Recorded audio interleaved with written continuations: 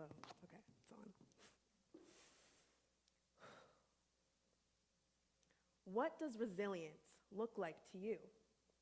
If I let you all answer that question, there would probably be 100 different answers. To me, resilience looks like taking back your power by rewriting your own narrative, not allowing your experiences to define you, and instead deciding who you want to be. Ever since I could hold a pencil, I have loved art. It always made me feel so alive. I would call art my first love. As I got older, though, my love for art transformed into a tool for healing. The limitations society places on Black women are difficult to navigate, leaving us feeling helpless and desperate for an outlet. Today, I will share with you how art can be that outlet. Black women have always had to fit into the mold society's created for us. Don't be too loud and opinionated. Don't be too strong. That's manly. Don't be too weak either, though, because your emotions are way too much for people to handle. I spent my developing years shape-shifting into whatever mold society saw fit, squeezing into a narrative written by someone else.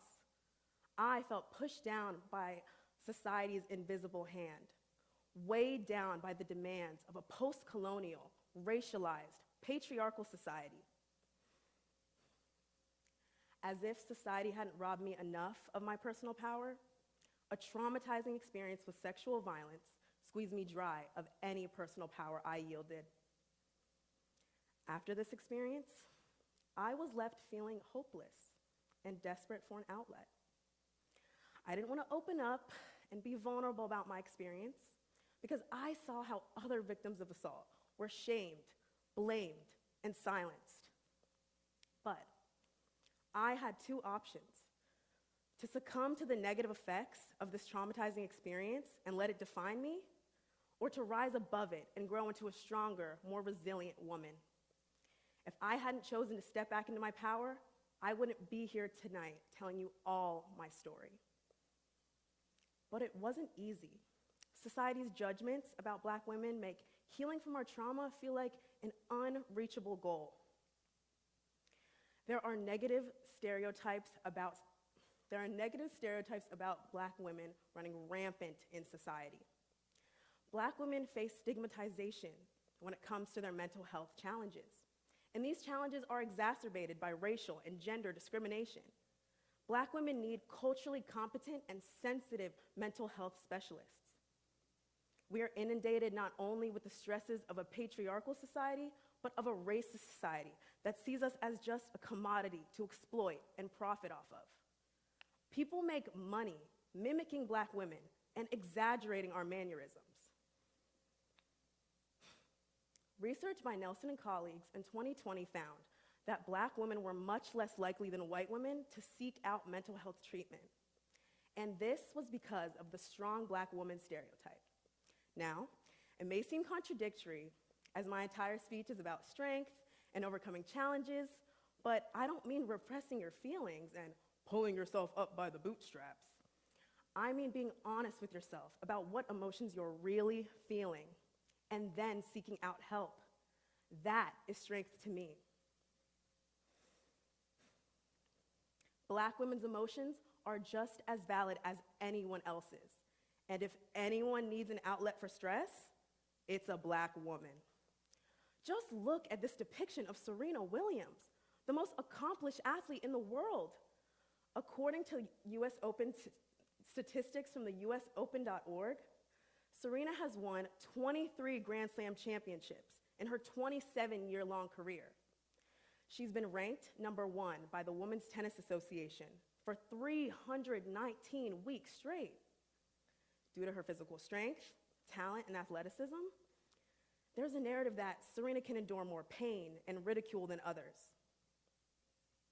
The strong Black woman stereotype almost killed Serena during her pregnancy. When she voiced her concerns of a pulmonary embolism to her doctors, she was ignored. She was silenced. Through persistence, Serena was able to save her own life.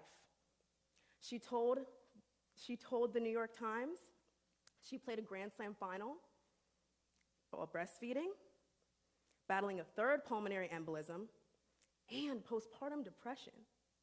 Serena proved that she could be an impactful athlete, a devout mother, and a vulnerable role model.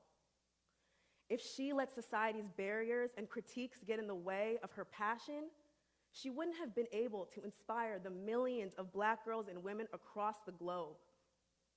So what is it that kept Serena going? Resilience. Serena has tennis, but you need an outlet too.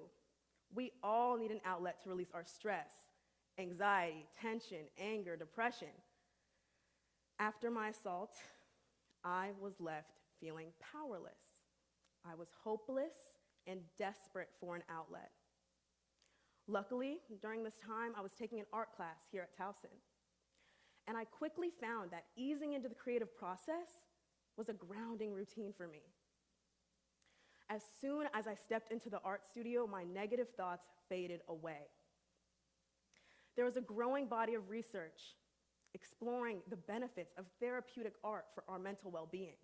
And much of this research emphasizes art's ability to build resilience. In 2013, Brown and colleagues studied the role of cognitive abilities in individual resiliency. They found that high levels of cognitive ability were associated with low internalization of problems and traumatic events over time. As Black women, it can be difficult not to internalize the stereotypes about us in society. Art has tons of benefits for cognitive development.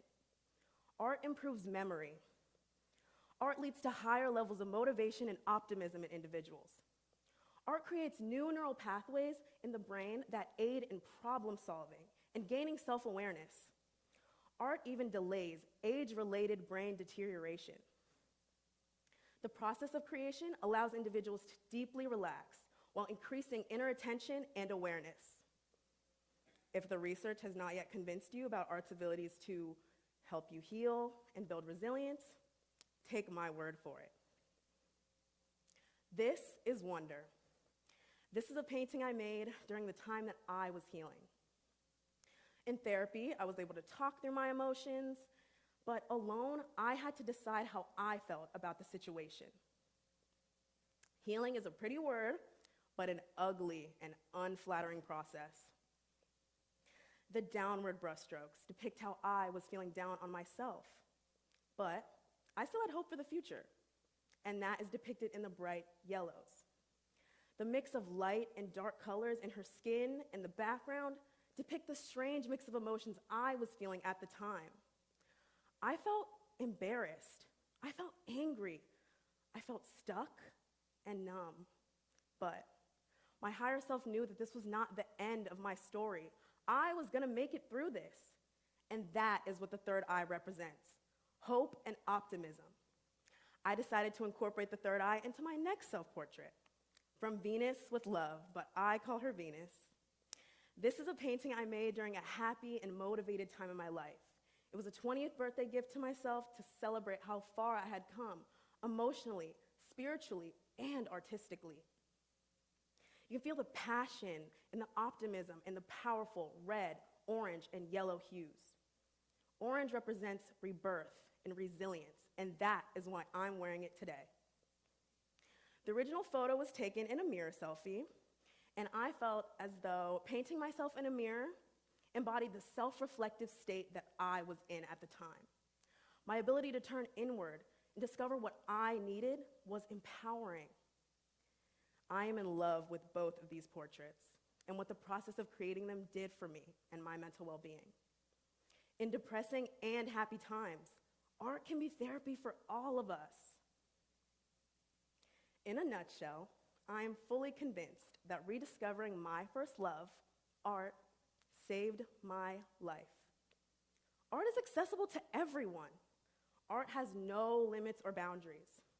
As a Black woman experiencing mental health issues, I use art as a tool to heal. I use art to find myself when I feel the most lost. I will leave you with a quote from Henry Ward Beecher. Every artist dips her brush into her own soul and paints her truth into her pictures. Through art, you're the only person in control of your narrative. You can be that person you've always wanted to be without society's judgments and limitations. So, the next time you're feeling hopeless and desperate for an outlet, give art a try. Discover what's inside you. Who knows what you'll find? But I know whatever it is, it will be beautiful. Thank you.